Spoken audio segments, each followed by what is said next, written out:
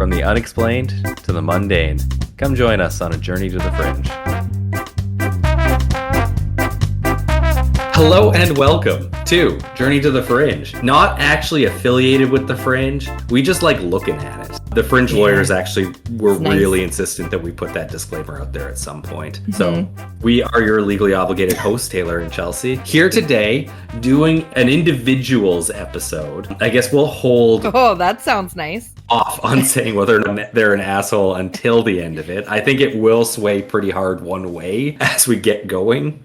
But I'm not going to tell you which way to keep it a surprise. Okay, I'll take that. We're looking at a guy in the Bigfoot community, and his Rick Dyer. Have you heard of him before? I feel like I have, and I'm not sure at this point if it's because you told me you were doing this as an episode, so I never looked at him. I'm pretty sure that's what it is, but I'm pretty sure I might know who you're talking about, but TBD right now. I think at some point as I'm talking, it's going to click in that you know the story this guy's associated with, but until that point you can remain in speculation about this whole thing. Okay, fair enough. I will do that. The interesting thing about Rick Dyer is there's nothing about him before 2008. From what I vaguely get a sense of, at all? He was either, nothing. He just pops onto the scene. From what I can gather, he was either a used car salesman or owned a used car dealership, but I can't tell which is correct from what I've been reading. He was also a corrections officer at some point in there as well, but 2008 is really where we kick things off with this whole story. Well, I'll just accept both of those things as vaguely in the same direction. I don't think I need either of them defined. Vibes from somebody 100%. If they say, hi, used car salesman, or hi, owner of used car dealership.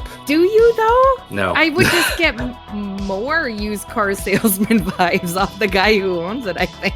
Yeah. Oh, so you know how to train and pick out the used car salesman. Yeah. Okay. I'm not wrong. Okay.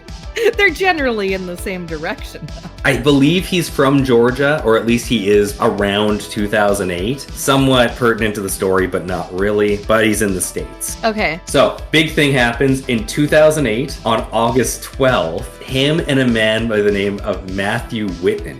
Yeah, go ahead. Wow. We're recording like pretty much exactly on that day. Holy shit, almost, yeah. Not in 2008, but no. You know. 17-year anniversary. Where were you? That's crazy. Matt Whitten and Rick Dyer, they have a press release. They go on this show called The Squatch Detective, hosted by Stephen Cull. And it's a radio show because podcasts aren't a thing at that time, so real prestigious. Their claim is that they have a dead Bigfoot body in their possession. Right. Did they kill it? Am I getting too ahead of myself? Okay. After they initially leaked some grainy footage that showed a Bigfoot, they presented the carcass encased in a block of ice at a conference that was only open to the press. Oh, I remember this story. The two announced that they had found... This yeah, you can. It might give away some of the story. Okay, I'm just going to type it and then I'll hit enter later. The two announced that they had found the 7-foot, 7-inch, 500-pound creature while hiking in the North Georgia mountains in June. They come across this family that's dragging this dead Bigfoot behind them. It's a family of 3. What? And according to Dyer, basically they scared off the family and then they dragged this body back to civilization. According to Dyer, it took them a day and a half with 6 men to carry out the Bigfoot. I have no idea who the other 4 men are. All the way while being followed by the Bigfoot creatures. Yeah. The family killed a Bigfoot or found it. No, basically, I think it was a family of Bigfoot that was bringing the body of one of their family members somewhere. And they're like, we can get a body of a Bigfoot this way by scaring them off and just taking the body. It's so much easier than killing a Bigfoot. I don't know that I'd take that risk, but okay. That clarified it. Yeah, and Whitten and Dyer are joined by a man named Tom Biscardi at this news conference. And Biscardi states, last weekend I touched it, I measured it, its feet, I felt its intestines, end quote, and lauded its authenticity. As it thawed, however, things start to happen here. How did he touch his intestines? I feel like I'm missing. I think it was because it had it at one point. They have the body, and then to preserve it, they throw it in his deep freeze. So I'm guessing that Tom Biscardi had seen it before it went into the deep freeze because it's in a block of ice. Okay, but is it cut open? Well, it's a dead body, so I guess it's decomposing. I don't really know. It wasn't that well explained. How did he touch his intestines? Now, I'm going to read a bit about the story around this now. This press release was issued on August 12, 2008, and announced a Bigfoot body found and further indicated that DNA evidence and photo evidence of the creature would be presented in the press conference on Friday, August 15th, from 12 noon to 1 p.m. at the Cabana Hotel, Palo Alto, California. This conference was only open to the press. In the press release, the body was described as being 7 foot 7 inches and to be part human and part ape. Further descriptions were included, but the location of the find was kept secret, supposedly to protect the rare species. Tom Biscardi, CEO of Searching for Bigfoot, Inc., also claims to be a real Bigfoot hunter, was scheduled to attend the press conference. On Squatch Detectives, Dyer had said that Biscardi was the only person that Matt Whitten and Rick Dyer, the possessors of the thing, wanted to verify the body. Biscardi's doings had long been featured in the media. In December of 73,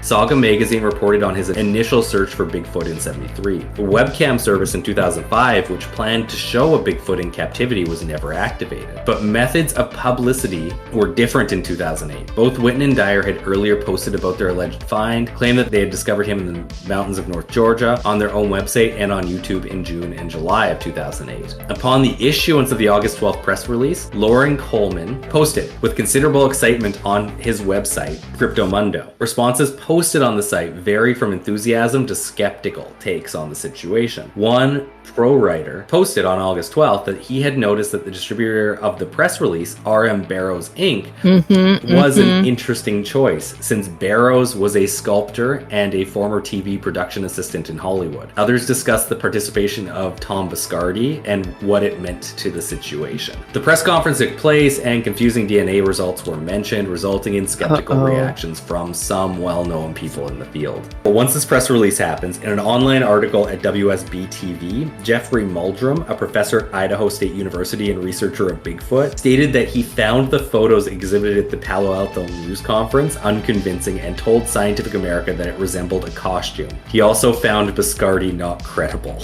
And in the same article, Matt Moneymaker of the Bigfoot Field Research Organization, BFRO, described the subject of the photography as, quote, a Halloween costume in a box. Lauren Coleman exhibited skepticism considering the probability of the hoax at 99%. Chelsea, can you find a picture of the Bigfoot in the freezer? Well, no, but if I Google Tom Biscardi, he's holding like a photo of a Bigfoot with like its tongue out, maybe? But the one guy felt his intestines, so that has to be. How would I find the Bigfoot in the freezer? Because Bigfoot in the freezer does not come up if I Google it. What's his Rick Dyer? Okay, well, there's a freezer with the Bigfoot in it. Yeah, I'm actually pretty sure. I can't confirm it, but I think this is the photo here. I'm just going to share my screen. I'm pretty sure it's this photo. Yeah, that's the one I found. I wouldn't say that it necessarily looks... I mean, I can't blow it up, but I don't know. I don't know that it looks real. Are those intestines on its... No, I think it's underneath it. I don't know for sure though. Steve Call, host of the Squatch Detectives radio and its associated website, squatchdetective.com, posted onto Tom Biscardi's website that the evidence for which they paid Whitten and Dyer, who provided them an alleged Bigfoot and a block of ice, was spurious. The realization had come when tests were done. On August 16th, before the ice encased thing was fully uncovered, he'd been provided some hairs of it and he tried burning it. So he tried burning the hairs and they melted into a ball. But why? Because it's plastic, it's not actual hair. But why would he burn it? I guess it was just a test to see if it's a real hair or not. Oh, someone else did it. The host of the show. Oh, okay. Yeah. When the melting was accelerated, the head was soon found to be unusually hollow, which is in quotation marks. Not sure why. That is unusual. When the feet too were exposed, it became evident that the lower extremities were constructed of rubber. Thus, not long after that tantalizing buildup came the letdown that the creature was actually a rubber suit filled with slaughterhouse byproducts and roadkill. Oh, disgusting. You have to make it seem dead, so why not put some entrails in there for the smell? That makes it worse. That makes it so worse. The two men who had provided the ape suit on ice, Whitten, who was an officer of the Clayton County Police Department, and Dyer, who was once a Georgian corrections officer, had been bragging about the revelations. Whitten had said that those who had belittled them would have to eat their words. That didn't happen. After the revelations of the fake, Coleman compiled a timeline on the development of the hoax entitled, quote, Ultimate Georgia Bigfoot Hoax Timeline 2008, which is what I'm actually reading from. It informatively connected the activities of some of the major players, particularly the interplay of Biscardi, Witten, Dyer, and Culls, and included the early Clayton County Daily and Atlanta coverage. At this point, Coleman termed his earlier August 12th posting as one of skeptical optimism. Jerry Perino, owner of the internet Halloween costumer retailer, the horrordome.com, said that the costume, quote, definitely looks like our costume, end quote, after viewing photos of Dyer's Bigfoot. And upon inspection, it was confirmed that the corpse was in fact the costume stuffed with possum, roadkill, entrails, and slaughterhouse leftovers. Oh my god. Ugh. National Geographic's called the hoax a short-lived one, as the whole affair lasted only a few days.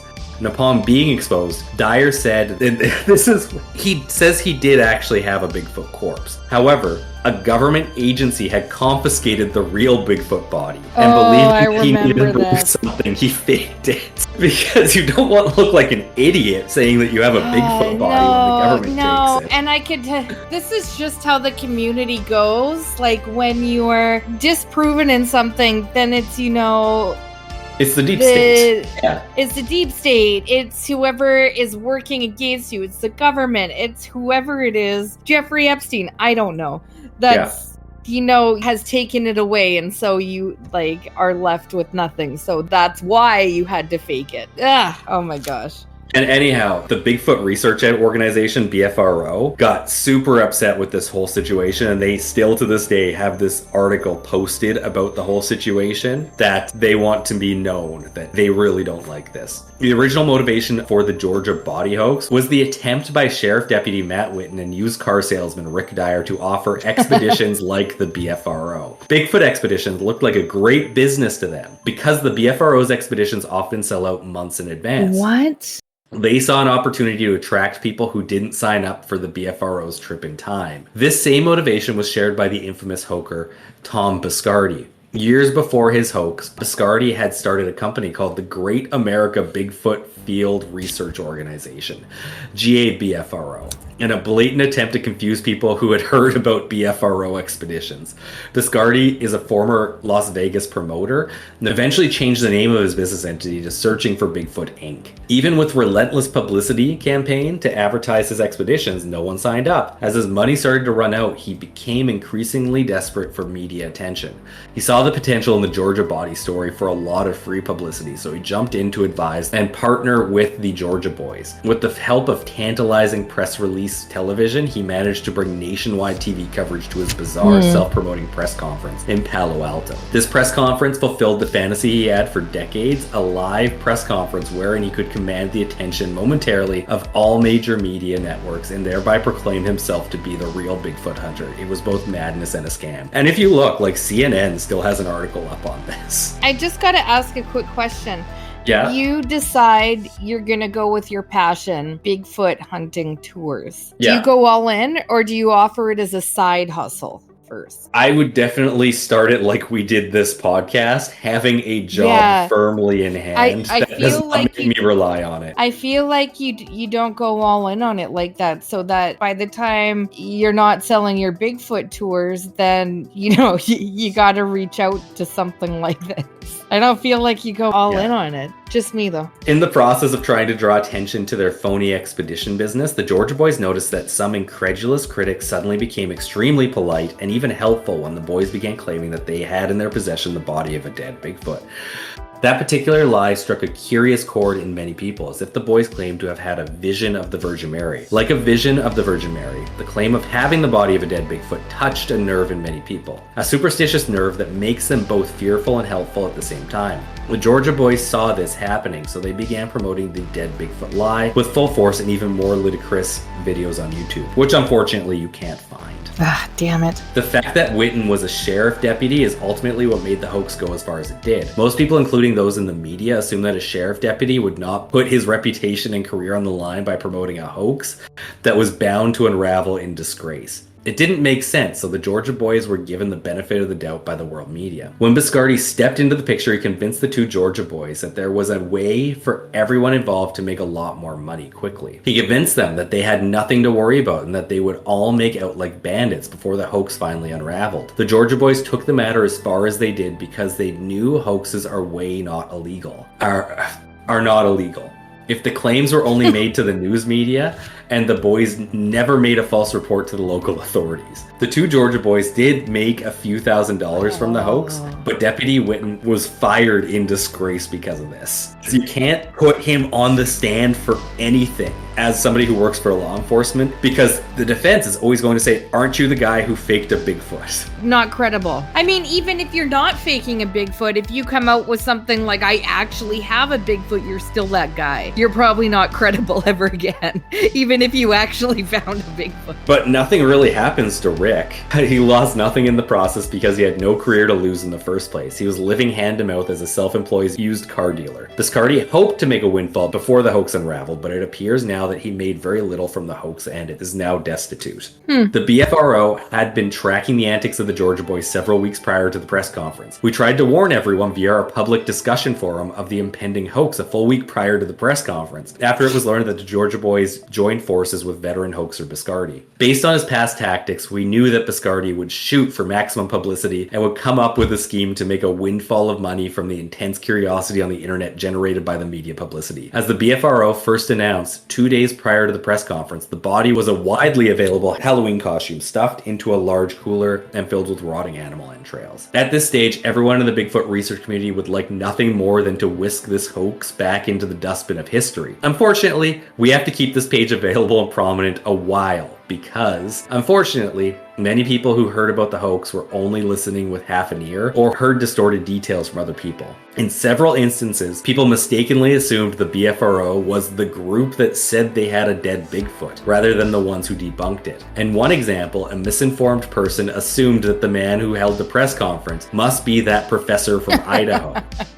No, wrong guy and wrong organization. It's a shame that we have to straighten this out with people because it means we'll be straightening it out for a long time into the future. Yeah. When the Georgia boys first received some press attention in Georgia, the press attention attracted Biscardi. Biscardi didn't start the Georgia hoax, but instead latched onto it, basically creating it as they did. I think the BFRO did a fairly good explanation of that. But after the body was revealed to be a fake to the mass media, some newspapers reported that Biscardi was swindled out of $50,000 by the Georgia boys, but this was incorrect. Biscardi had persuaded a man in Indiana to front $50,000 to the Georgia boys. In exchange for the body, Biscardi promised to pay the man back in 90 days. But once it became clear that the body was fake, Biscardi urged the man to sue the Georgia guys in order to get his money back. Don't come to me, go to them. Whatever you're just talking about. Getting $50,000 for the body from some rich guy in Indiana.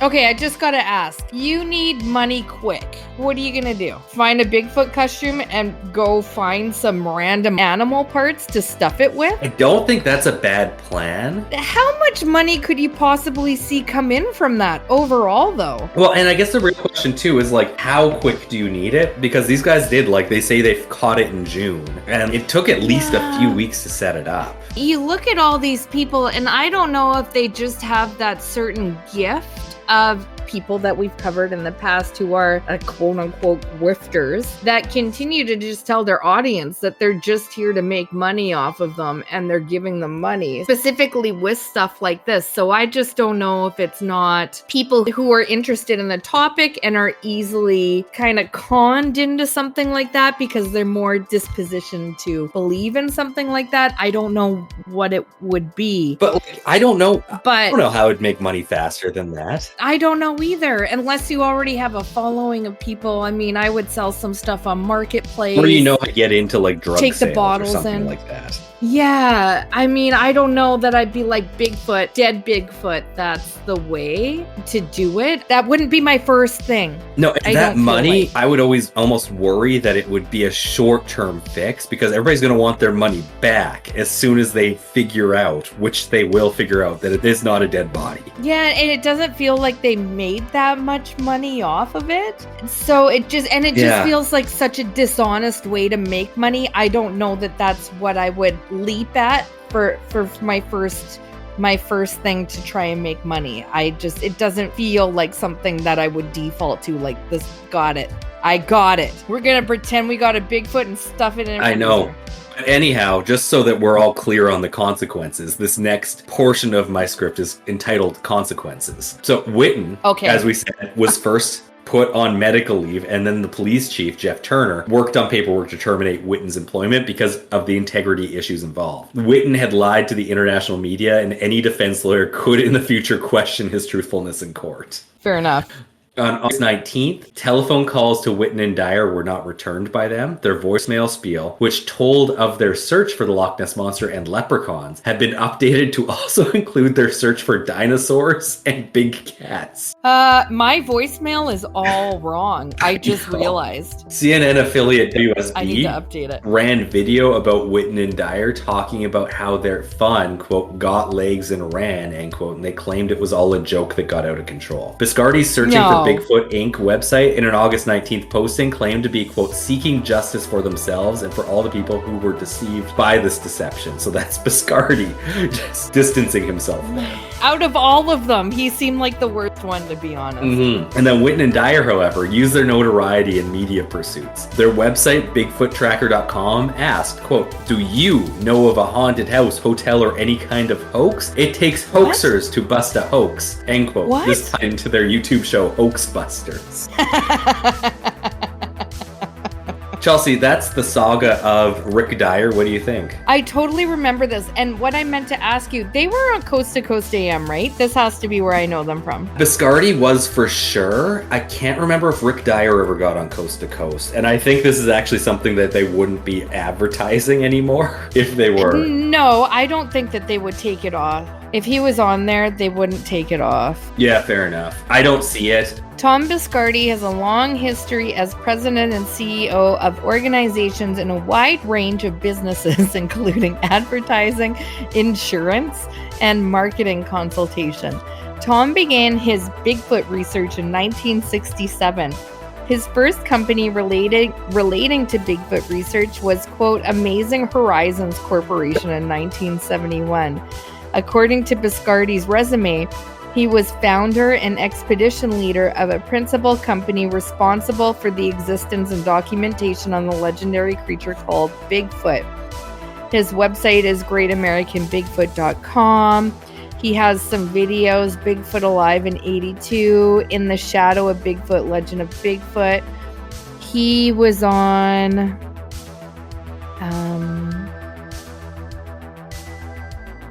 some really random Bigfoot. He was on Bigfoot Roundtable. I remember listening to this on Coast to Coast AM though, and it's really weird. Maybe they have wiped it. Strange. I don't see any mention of. Yeah, it's actually really weird when you look for Rick Dyer. Most of his social media presence, it's not there anymore.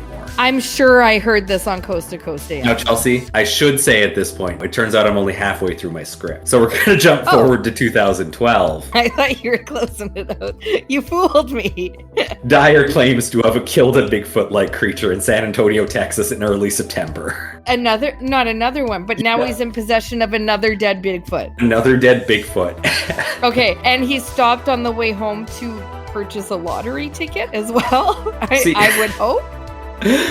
Let's go through this article. It's from CNET back in the day. Infamous Bigfoot hunter Rick Dyer claims to have shot and killed the elusive Sasquatch and says he plans to show off its lifeless corpse on an upcoming whirlwind media tour. Okay, maybe this is what I remember. Though Dyer has tried to fool the public before and deservedly faces more than a little skepticism, he claims this corpse is the real thing. During a September 2012 expedition in San Antonio, Texas, with BAFTA-winning filmmaker Morgan Matthews and his British documentary film crew in tow, Dyer says he lured Hank, which is what we call it, out with, quote, pork ribs from Walmart, end quote, doused in his special barbecue sauce and attached to trees. Quote, we nailed them all around the trees, and then that night we heard Bigfoot come back, end quote. Dyer told Esquire, quote, I chased him down in the middle of the night. I shot him once. He ran. I shot him again, end quote. The footage will appear in the upcoming film Shooting Bigfoot, which was what they were filming at the time. Oh my gosh, shooting Bigfoot. Wow. However, there is a source out there, a homeless man, who says that he was paid to attack the filming crew in a staged presence by Dyer. Dyer posted evidence in a YouTube video on January 2nd, revealing an up-close shot of a Bigfoot without camera flashes. Oh.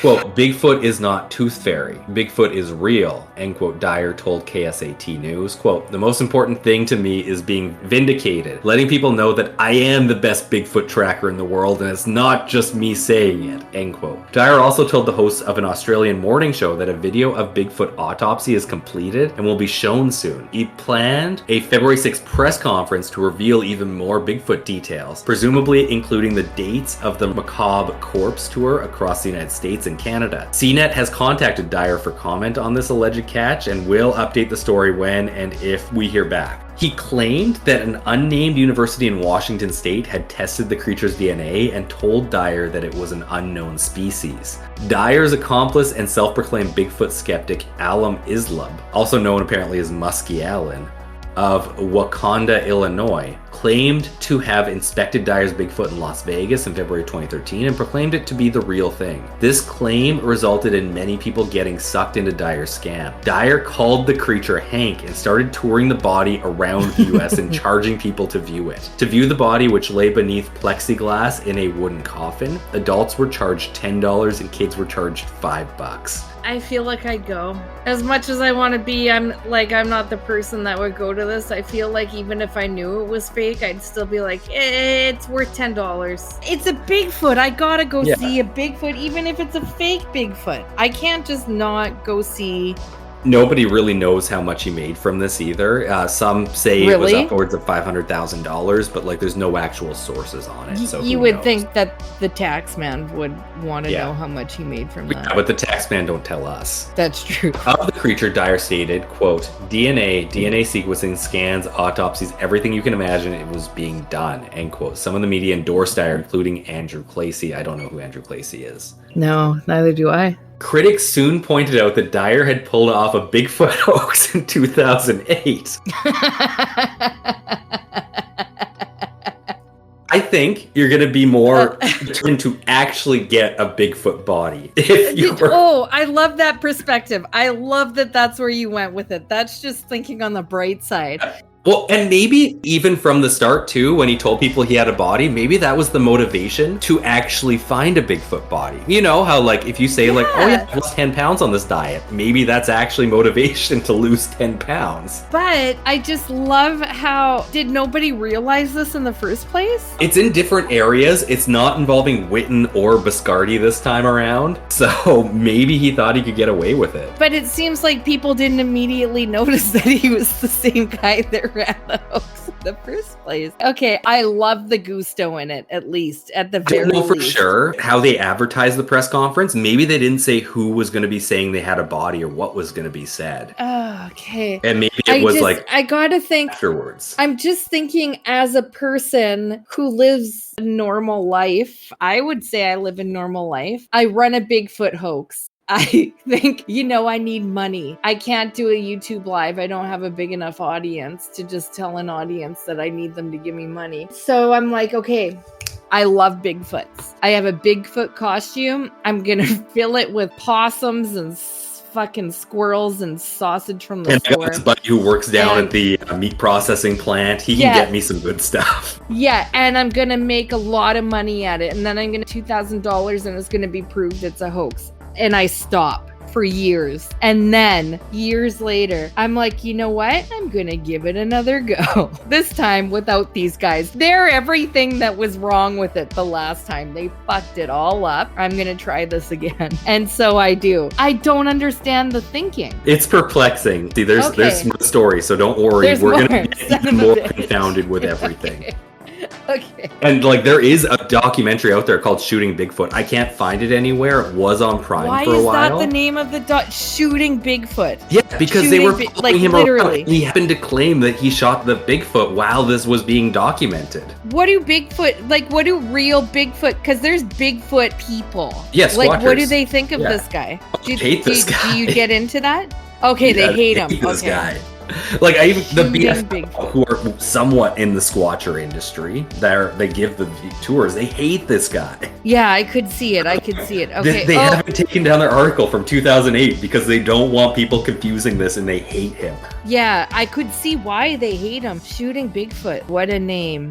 What a name. I mean, it goes right alongside with filling a fucking suit of a Bigfoot with decomposing animals. And throughout the course of the hoax, Dyer repeatedly slandered anyone who openly spoke up about him. Many suggested this tactic was just more proof that Dyer was hoaxing again. Professor Don Jeffrey Meldrum at the Department of Anthropology at Idaho State University stated, quote, "The thing has clearly been fabricated to depict a specimen that has been dissected. It smacks of images of alien autopsy," end quote, which is an infamous fake video out there. Yes, yeah. Of an actual alien autopsy. I don't know if I had to say that, but I feel like I should still include it. Yeah, it was in fact an actual alien autopsy, I believe, right? Of course, but it was done in a way that made it look really fake. Yeah, just like this Bigfoot one, I presume. It's kind of like, I don't know if you've ever watched Community, Chelsea, but John Goodman's character puts all of these things around somebody so that they'll never believe the story that you tell them about his air conditioning school. Like he has a black Hitler and an astronaut making waffles, and it's just so that if you ever tell somebody about it, it sounds like it's fake. That's how you would record an alien autopsy. I love that. Okay, that's amazing. I didn't know John Goodman was on Community. Oh yeah, it's a great little arc there. Responding to the controversy, team members working with Dyer on the touring and Bigfoot projects overall confronted Dyer. Andrew Clacy, a spokesperson for the project, wrote, quote, "I confronted Mr. Dyer in Daytona on my suspicions of authenticity, and he admitted to me personally that the body of Hank was not a real body, but rather a construct of a company from Washington State, which was paid by Rick Dyer. I am available and willing to cooperate with any federal or state law enforcement investigations should they arise." This guy takes his Bigfoot stuff way too seriously. He thinks anybody's getting charged. Oh, that guy is the true hero of this story. Clacy immediately flew back to Australia and abandoned both the project and Dyer. Oh, I like that guy. Artist Chris Russell of Twisted Toy Box in Spokane, Washington, says he made the Bigfoot Dyer called Hank last November and December. Quote, "Everyone's turning on him." He was told, well, once that came out, they started looking for people, and this guy says, "I was told the body would be used in making of a film about killing Bigfoots." Russell said in an email. Now Dyer acknowledges that the body is a fake, but he still maintains he did shoot and kill a Bigfoot, but fears the real thing will be stolen, according to the San Antonio News Express. The newspaper reported that Dyer admitted the hoax on Facebook. Quote, "From this moment on, I will speak the truth. No more lies, tall tales, or wild goose chases to mess with the haters." Wow, good for him. Quote, Dyer said on his Facebook, which has since been deleted. Quote, "I never treated any bad. I'm a joker. I play around. That's just me." End quote. Russell says it took about 2 weeks for him and 2 other artists on his team to make Hank. Quote, "I was asked to make a prop look like a poorly made, old and rotten taxidermy prop that had not been preserved correctly. Dyer did send photos and drawings taken from the internet and asked for certain features to be replicated," end quote. Russell said in an email that he sent photos of the sculpture to Dyer for his approval, and that Dyer then used a photo to create, quote, "a medical scan," end quote, of Hank. Quote, "This medical scan was nothing more than a cell phone photo of the head sculpture that I took, was put into Photoshop and made into a negative by Dyer," end quote. Dyer also wanted a Bigfoot family and asked that a baby Bigfoot and female be created.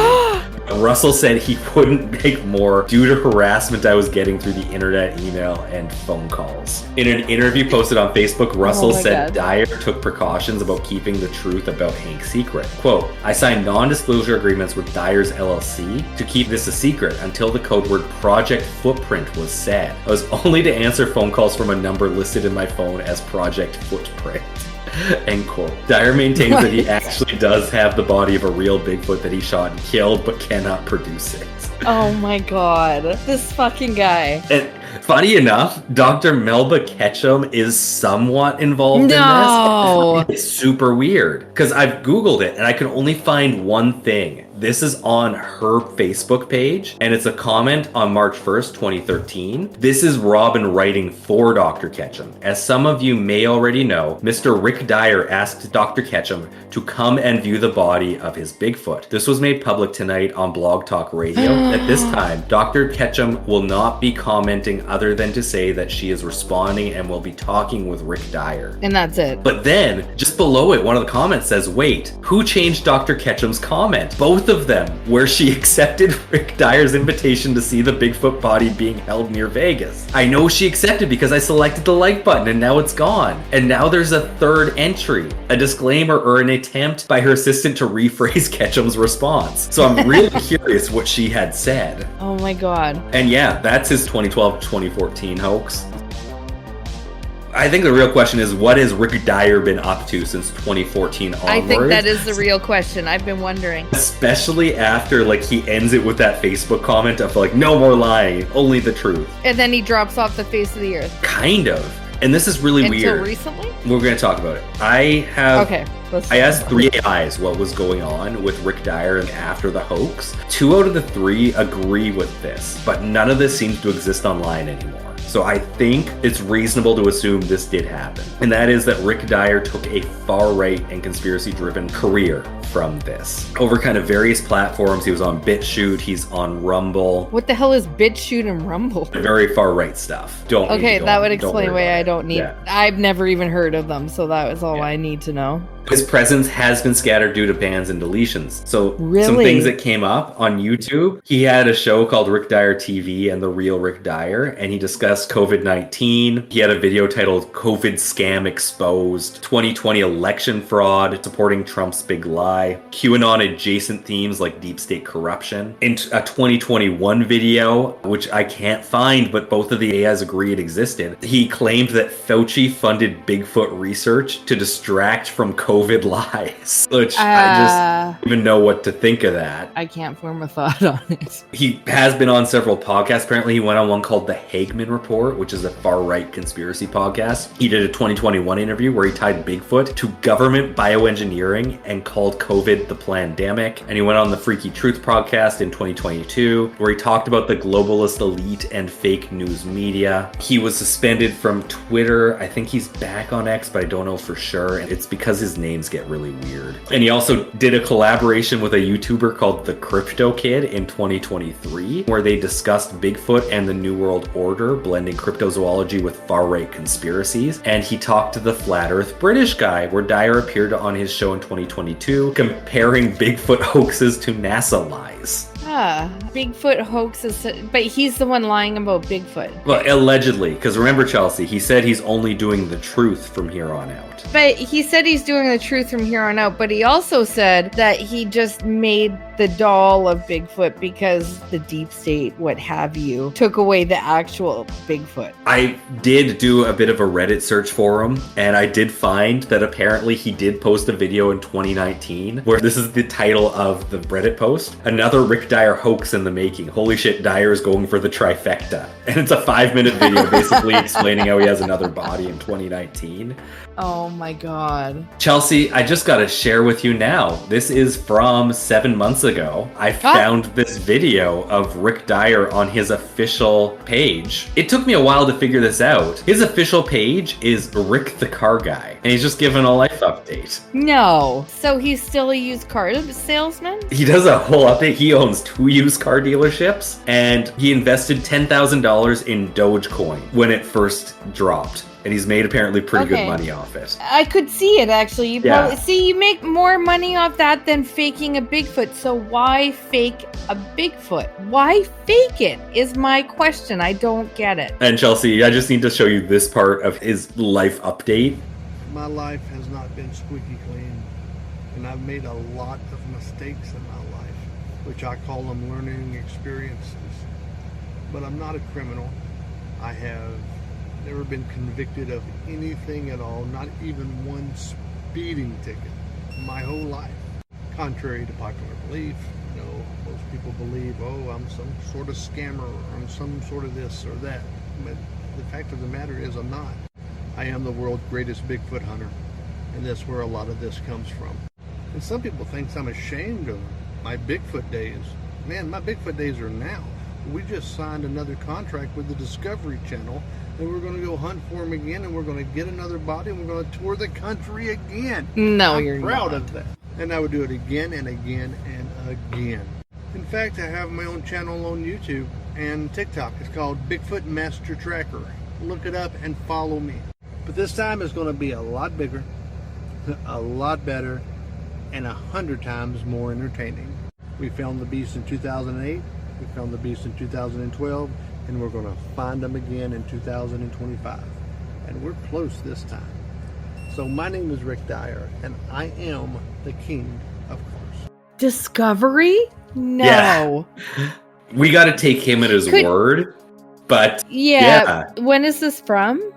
7 months 7 ago. months ago. Yeah. Discovery would not give a contract, would they? I would hope not. But he has he has a They're name. putting out some behind pretty him. shit TV. And like the guy is a character. Yeah, I could see it. Discovery hosts TLC now, and they put out some pretty shit TV these days. So I could actually see it without them doing their full research behind the guy, them actually putting him on TV. I didn't like how that ends. And you wonder why he's the one I decided to follow from this. No, that was good. The shame about Bigfoot is I love Bigfoot, which is why you told me I was going to like this episode, I think. Yeah. There's some pretty cool stuff when it comes to Bigfoot. And that's why I say I would be a taken in if somebody was touring, be like, here's a Bigfoot. I would totally pay $10 to see a Bigfoot. Not that I want to see a costume stuffed with animal carcasses, but see, the costume was not stuffed with animal carcasses. They just got somebody professionally make it up. Well, the first one in a freezer. No. Oh, yeah, the first one, yeah. No, we don't want to smell that. But there's some pretty cool stuff to do with Bigfoot, and we've done really good Bigfoot episodes before. So it just pains me to see Bigfoot painted in this light of some guy that just continually is hoaxing this stuff, because Bigfoot is a majestic being who does not deserve to be portrayed in this light. I found this guy to be like such an interesting character in that like he just keeps doing it. He just keeps doing it. But why would you keep doing it? And it's not just if you're faking Bigfoot, it would be anything. Even Stanley Tiger. That was kind of the child adjacent things that he had to deal with. But it almost sounded like after the 2008 one, they were going to expand out into other things and like find a Loch Ness monster body. And like, yes, I think he thought it was like too hard, and he's just going to go back to doing gorilla suits because that's the easiest thing to fake at the end of the day. You're right. We've been covering Loch Ness a little. They're really watching it, because remember the last thing we covered was them watching AI with Loch Ness. So they're really on top of it. Bigfoot's a whole other thing, because the Loch Ness is like fully relying on tourism for that. Bigfoot, not so much, as other really than say a few. There's like an area that people rely heavily on it. Like there might be a few businesses that do, but like an entire town. Well, there is. I would say specifically for my area, Harrison Hot Springs. No, but it's not about finding the Bigfoot. It's more about like the lore about it there. It is the lore because of the actual draws the hot springs. The indigenous around that area. However, to the town itself, there's lots of Bigfoots around the town. They have Bigfoot tours that you can go on. They have a Bigfoot center that you can go to. So I would argue that a little bit. And I think there's a few towns around the PNW that are the same way. They fully rely on Bigfoot. I can't say for other parts of the country. I'm sure just like you would find the Mothman is probably a huge thing for Point Pleasant, but it's in different ways than you would find with that. But strange that he would be caught for a hoaxer twice and decide to do it some more. Each time he's said, no, I still have a body. Yeah, he's really sticking with it. And then how would you even go about getting, you just know he's the one that went to Discovery about it to get a show. I'm interested to see if he actually gets a show, or if it's not something that he's just making up to get more views or something. I guess this is something we might see play out. Poor Bigfoot. In the meantime, I've been Taylor, here with Chelsea. We are Journey to the Fringe. Thank you all for listening. We'll see you next week. Bye. Thank you for listening to Journey to the Fringe. If you have liked what you have listened to, please like, share, subscribe, or follow, depending on what venue you are listening to us through. Also, please, if possible, leave a 5-star review, as that really helps us in the algorithms. Should you wish to interact with us, please check us out on your social media of choice. I bet you we are there. And if you really want to communicate with us and give us ideas for new episodes or tell us that we're wrong and terrible, either way, please send us an email at journeytothefringe@gmail.com. For now, I'll see you in the next episode.